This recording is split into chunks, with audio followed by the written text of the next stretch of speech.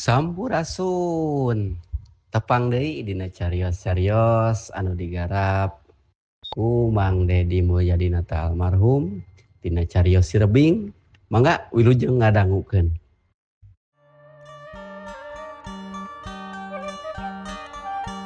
Assalamualaikum warahmatullahi wabarakatuh. Sampurasun wargi-wargi Mang Dedi baraya-baraya ki Sunda di mana beayana wilujeng ditepang dangukeun deui sareng ieu carita Sirebing anu nuju ngaruang ngaguar panas ngaruang anu nuju ngaguar ieu carita goib wujud nya dina carios Sirebing. Tah ayeuna bagian anu kaopat. Sakumaha nu kantos di Bandungan di bagian anu katilu hanca bagian katilu pedaran Mang Dedi teh kapegat waktu dina mangsana Sirebing ngahongkeun hiji buta nu deuk mateni bapana Sirebing. Tah gitu. Tah untung nyahoan ku Sirebing. Kumaha tuh para pemirsa, lajeng ada cerita ngupasnya rasa mie Bandungan ku sadayana pilih ku galih anu sayana singkahan kumaha anu awonna wilujeng ngabandungan.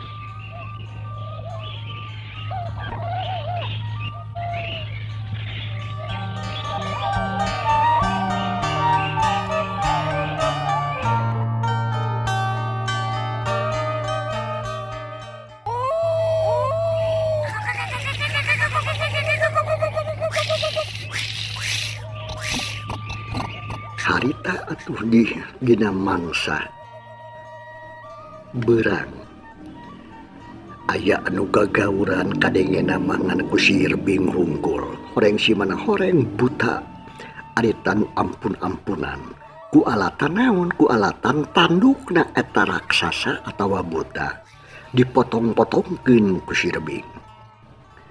Malah harita oge eta buta teh dipaksa sedang aku titah saha anu dititah ku saha eta buta rek maehan ka bapana Sirebing tapi lapur teu ngabejakeun saha-sahana anu netahna mah. Ai Sirebing ukur bisa gogodeg bari jeung ngahegak sabot kitu kulutrak sora aya nu kapantong. Ari pek teh bapana Sirebing nu ketelah Mang Armin. Ayah ujang ngomong jeung saha maneh teh? Meuni karek balik wayah kiwari tas di mana ari ulin teh atuh sok kalanyoanan teuing. Anu nanya teh teu yalian bapana Sirebing bari jeung panon mencrong. Henteu bah. Tadi aya ucing di aradu. We mah kasarean tadi oge jeleuweung teh bakat ku tibra. Hudang-hudang geus poek terus saya balik cek Sirebing. Kapaksa lebah dia mah ngabohong da pira aku atuh kudu ngomongkeun nu sabenerna mah. Jikana bapana oge moal percayaeun beuneunan.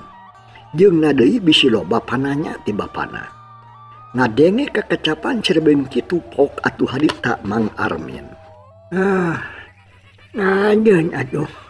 Ai geus ngampih geus peuting mah gerajaan kaditu tapi kacai heula karotor gitu cawak teh.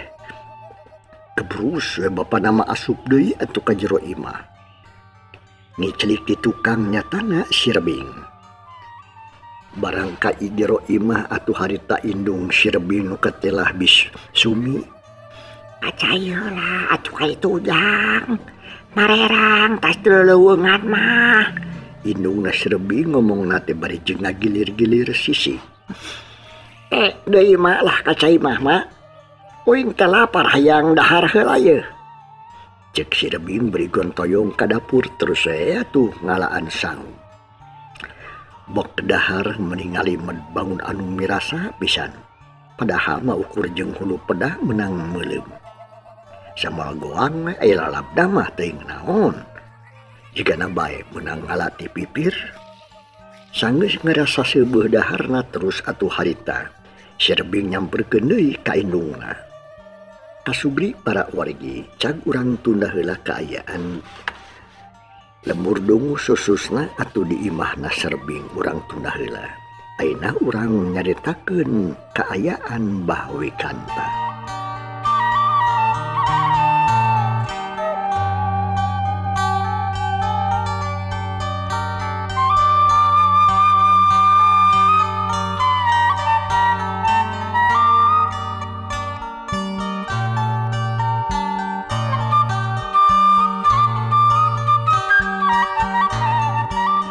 Sabenerna dina mangsa manehna mere duit anu lobana 100.000 ka Bang Armin teh ari hate leutikna mah seutik oge teu ridho cenah Mbah Wikanta teh. Ngan bubuhan we sieun nyatana ku si Boronjong Raja Siluman. Mbah Wikanta teh lain jelema berehan. Tong boroning duit nepikeun jumlahna ratusan ribuan. 100 perak oge atuh diperhitungkeun ku manehna mah. Sanggeus sakitu mah terus atuh Ki Boronjong mah jeung Mbah Wikanta teh mutus baladna nu tangtuna oge bangsa manusa tayalian iwa ti bangsa buta. Anu tadi dipotong-potongkeun tandukna teh ku si Rebing. Tah kitu mimiti nama ngeunaan buta anu nyebutkeun rek maehan Mang Armin tak teh. Tapi nepikeun ka hampir 2 poe si Dugergala ngaran buta teh eueuh laporan ka Mbah Wikanta. Ngeunaan hasil pagaweanana, da Mbah Wikanta sorangan oge geus nyahueun yen Ki Durgala teh geus gagal teu hasil ngalanyawana Mang Armin teh. Lamun hasil mah meureun tadi beurang oge ribut yen Mang Armin maot. Da ieu mah atuh jempling manehna sorangan oge nempoeun Mang Armin dina mangsa tadi arek indit kaluweung. Bogana nyahaon eta si Armin. Geus 2 kali ku aing ngarek di podaran eta mangkeluk. Ku aya we sesekean teh. Waktu arek di dieun tumai ngadon ulaheun ku si Boronjong. Bari jeung teu ngabejakeun alasanana. Kamari atuh si Durgala ditugaskeun ku aing pikeun ngaleg-leg hirup-hirup eta mangkeluk ke si Armin. Kalakah ka kalandangan keneh geuning. Ya baca mantog di ka dieu teh si wawalak teh buta wareng teh. Mantog gitu ke negaranya. Cek Mbah Wikanta harita ngecewis ngomong sorangan. Bari jeung lajag-lejeg kukuringan. Burilingan pipir imahna. Dipikir-pikir ku aing. Mangsa bodoh teh teuing. Aing geus hayang mikiran deui si Armin tak. Alias si Armin lieur aing hulu ah. Ayeuna mah aing rek niangan heula jelema keur picaoseun alias tumae. Keur nyampurnyakeun ilmu ngaleungit ti si Boronjong. Akhirna Abah Wikanta mutuskeun patekadanana. Gancangna ieu carita. Saminggu ti harita ka eta lembur aya saurang lalaki tengah tubuh. Umurna moal pajauh jeung Mang Armin. Bade ka saha? Bapak, sareng anu ti mana teh? Asana me penak. Kuring mah ceuk Mang Armin harita da kabeneran eta jelema teh nananyakeun ka Mang Armin pas ka imah manehna pisan. Harita teh si Rebing oge anak Mang Armin keur aya. Karek mulang pisan ti leuweung. Da harita teh wanci geus ampir ereup-ereupan. Ari semah pok harita, kieu Bapak. Ari lembur mah ti Cikasung ka Simkuring teh. Ngahaja ka dieu. sejak maluruh pun anak anu tos hampir saminggu teu aya mulang. Saurna didamel di bumina Abah Wikanta. Laras ieu kitu lemburna Abah Wikanta teh cek eta jalma anu nyemah ka imahna si Rebing nerangkeun pamaksudanana. Ngadenge semah kitu, ngadenge omongan semah kitu, pok atuh harita Mang Armin ngajawab bari jeung teu kata semah. Oh, muhun. Mbah Wikanta mah anu sok ngadukun sanes. Cek Mang Armin menta penjelasan. Gancangna ieu carita terus bae eta jalma teh dianterkeun ka si Rebing. Dianterkeun langsung ku bapana si Rebing jeung ku si Rebingna ngadatangan ka imahna Abah Wikanta. Ari emang ieu saha teh jeung nu di mana asa anyar pinanggih Abah mah, cek Bah Wikanta bari jeung neuteub ka eta lalaki. Basa geus aya di waktu geus aya di jero imahna Bah Wikanta. Ai semah harita pok, nuhun Abah. Sim kuring teh katalah mah pun suhad mah. Di lembur galumpit ngahaja dongkap ka Abah teh saja naroskeun pun anak.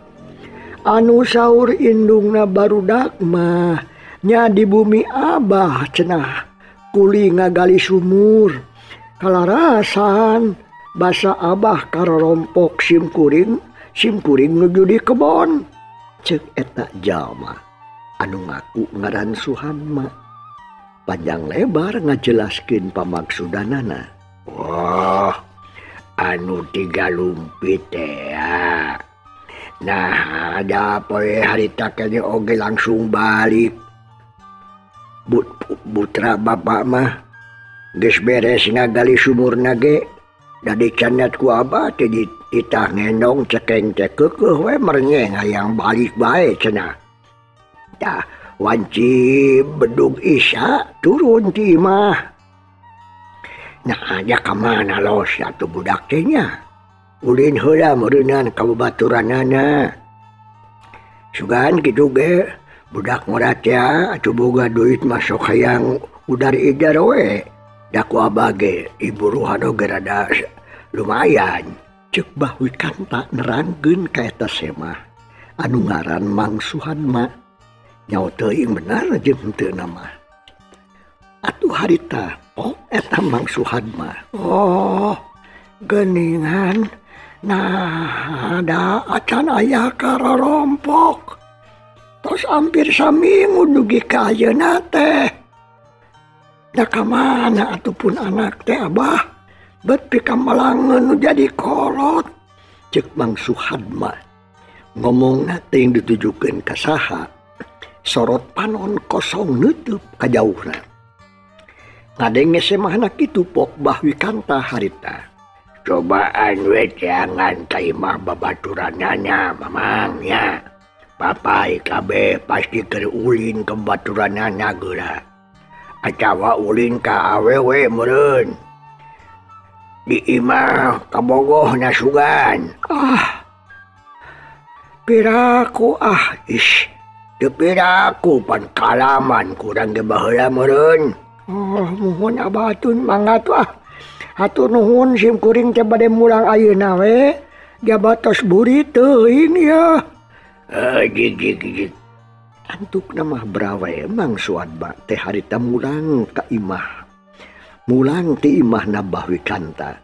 Dibarengan ku si Rebing katut bapana anu nganterkeun. Labah pengkolan Mang Suhadma terus atuh harita mulang ka lemburna. Teu poho nganuhunkeun ka si Rebing jeung ka Mang Astam.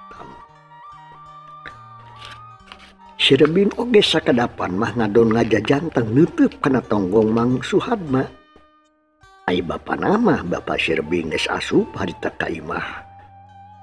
Ai si Rebing mah ngajanteng bari neuteub ka semah nu tadi teh kana tonggongna anu ngadigle muru katonggokeun. Malah harita atuh si Rebing ngomong sorangan.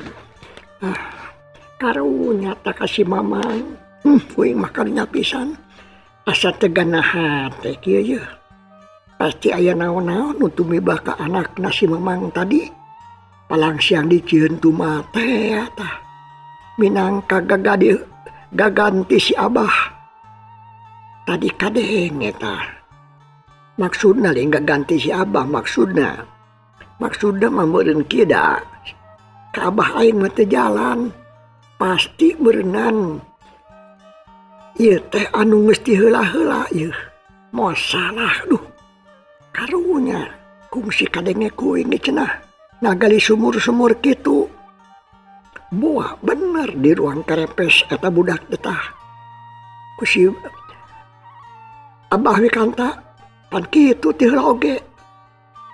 Wah, gigana mah nyata gitu agan. Masalah tah di ruang karepes tah budak si mamang tadi teh. Itu si Jamrong haritang ngabejaan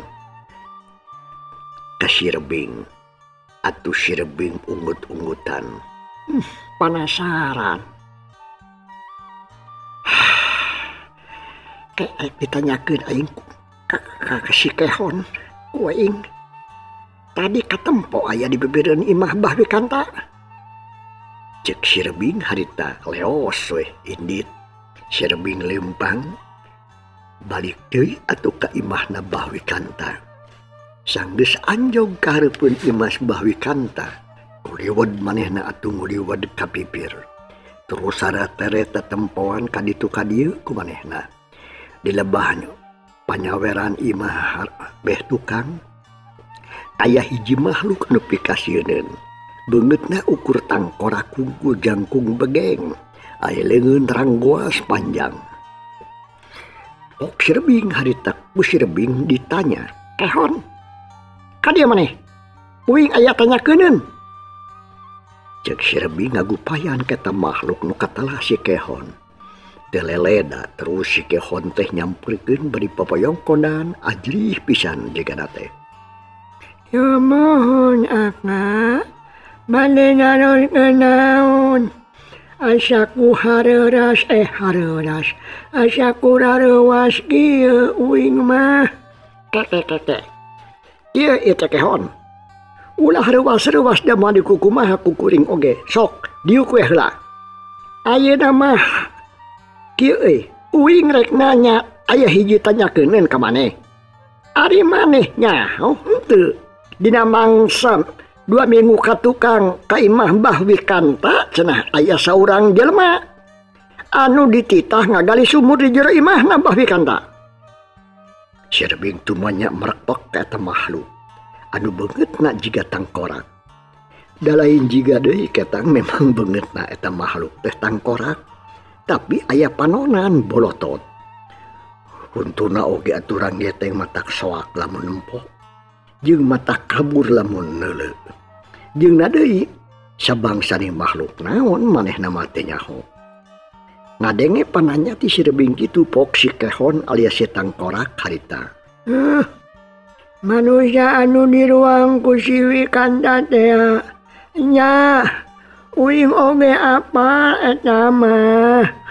Nya lain ngagali ting sumur.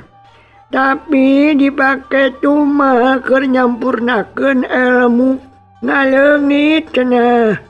Nyuk iki boronjong Raja Jin teh. Cek eta makhluk rorongkong anu katalah si Kehon ngajelaskeun ka si Rebing. Bener atuh kitu mah Kehon. Sakumaha panyangka uing oge pasti kitu tah. Karunya teuing dedeuh teuing eta budak si mamang tadi. Jadi jelas jadi korban kurang ajar tah. Bebengok si boronjong teh. Mere ilmu kudu make tumah anu ku nyawa jelema sagala rupa. Uing ayeuna sia kada sia rek disusul sia ka nagarana. Tuman ngapremes ya ka nyawa jelema. Sugan hayang diburak balik sakuaing negarana. Cek si Rebing bari diharita kene oge.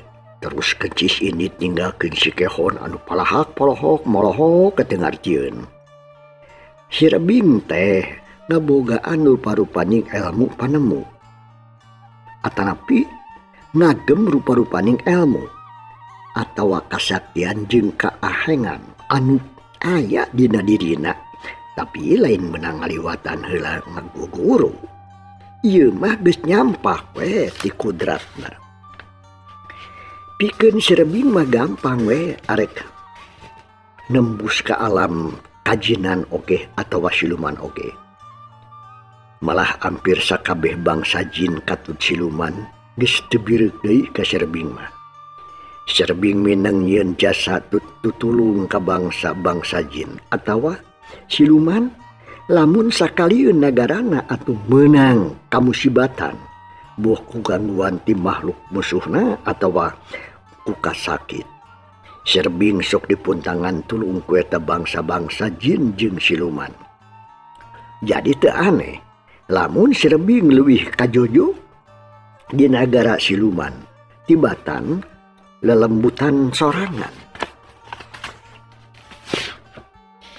Da ari di lembur nama atuh harita saurang oge teu aya anu apaleun kana kaahengan-kaahengan nu aya di dirina si Rebing. Samalah loba anu ngahina jeung nyacampah ngaledek jeung sajabana puguh. Gancangna carita harita lalampahan si Rebing geus anggeus geus aya di setengahing nagara jin. Nagarana atuh si Boronjong teh manehna atuh rek ngajurag cenah ka si Boronjong. Rek mentat pitanggung jawabeunana ki Boronjong ngeunaan jalma anu ditumbakeun ku Mbah Wikanta. Si Rebing teu hayang nanyakeun ka Mbah Wikanta. Lain teu wani, tapi manehna sieun jati dirina kanyahoan ku Mbah Wikanta. Anu pibalukareunana pasti jadi nyaho sarerea. Mataka langsung we si Rebing mah ngadatangan ka nagara langsung ki Boronjong. Sapaparat jalan di pelemburan bangsa jin di alam siluman ku ibul wujud. Loba anu naranya ka si Rebing teh. Samalah aya nu mitah nyimpang heula hayang kadahar cenah ku si Rebing majarkeun teh. Tapi si Rebing mah atuh teu daekeun, da manehna oge apal. Najan sakumaha ngeunahna oge dahareun di nagara jin mah da lain dahareun jelema. Memang katemponna mah jiga kejo jeung dengena anu sagala aya jeung anu ngarena matak pikabitaeun matak piuruyun padahal mah lain anu sabenerna eta teh. Buat teuing tai muning atawa ti kotok katemponna we sangu sote. Matak seetik oge teh hayangeun si Rebing mah. Lamun cai atawa sabangsaning bubuahan mah memang asli sarua jeung nu aya di nagara manusia.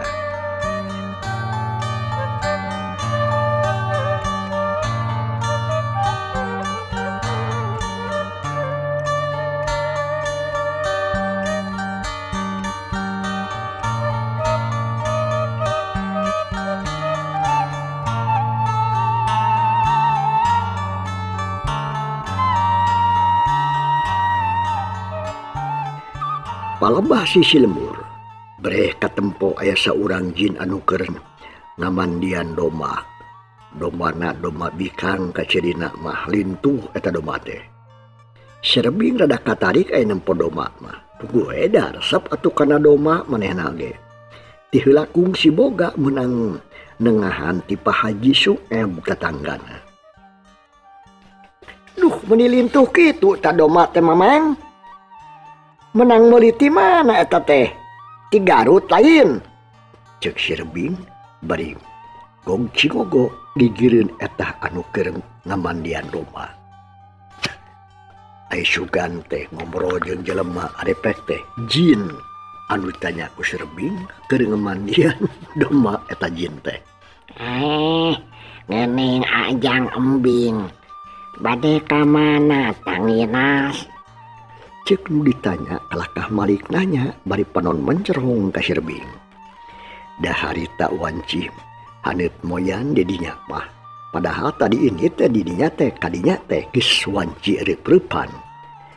Tareh dur magrib memang beda waktu antara negara siluman atau negara jin jeung negara manusia. Ah ulin we. Mang areka karaton uing teh yeuh. Aya perlu ka Kanjeng Raja Boronjong lain kieu. Tadi pan uing teh nanya, ieu teh domba ti Garut atau lain? Ya, sanes jang embing. Sanes ti Garut ieu mah. Ti bale endah menang meser ti Ceuiro. Ari ngomongna mah cenah sebulan sakali anak-anana teh ieu domba teh. Jaba sakali anakan tara kurang ti 10 siki cenah. Tapi tos hampir 4 tahun can reuneuh keneh wae geuning. Hanas mah atuh maha-maha ge dibeli ku amang teh. Horeng domba bajir geuning ieu mah. Duh, katipu uing ieu. Oh, kitu geuningannya nah atuh. Ceuiro teh make nipu kitu meuni tu patipu ka jelema. Teu ka siluman teu ka jelema nipu teh adat teh disaruakeun wae. Nah sabaraha dibeulina nu kitu teh? Mamang, cisok kuring bejaan.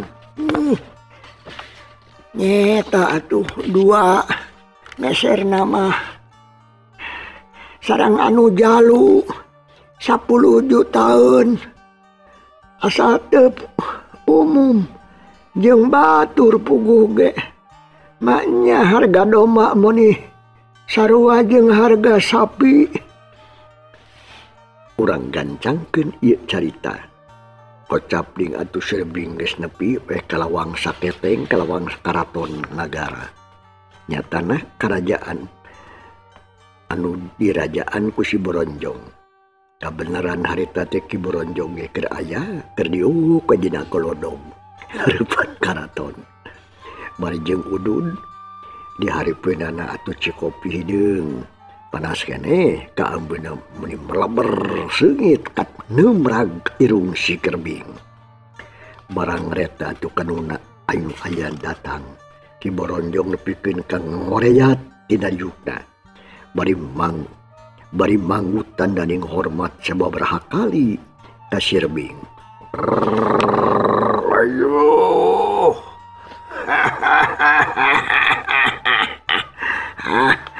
Aya agan. Geuning aya duh aya ruas-ruas taya ibarat di anggalnya. Mangga tuh kaya bedung.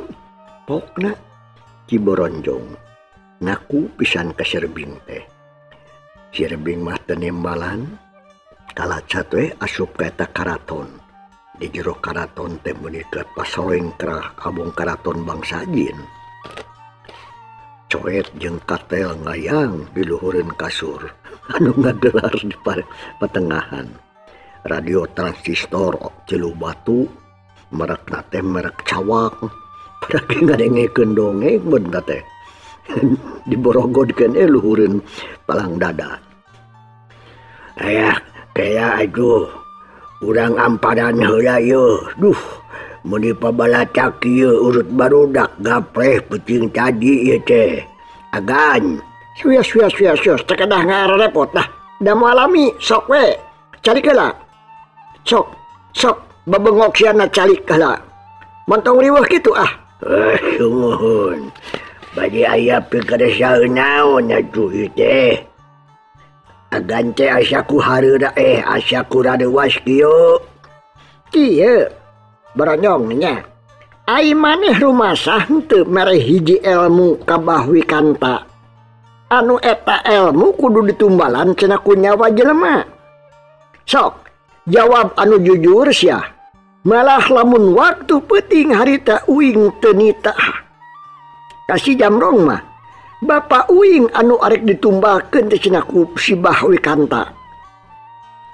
Sok ngomong si ayeuna. Cek Sirbing ngomongna jadi rada kasar. bakat ku amak bener kasih boronjong. Da eta masih sajongjongan mah si boronjong teh kelakah ngahuhulang serba salah. Sieun namah ku si Rebing teh sok sieun ngamuk. Hayuh keh ngaburak-balik nagara jeung sakabeh rahayatna. Kelakah cicing, hayo jawab. Sutarman sia, buru. Antukna mapok we ki boronjong teh ngaku. Yen bener cenah manehna anu mikeun ilmu kabah wikanta teh. Anu syaratna kudu make tumbal manusa. Di ruang kerepes atau di ruang hirup-hirup.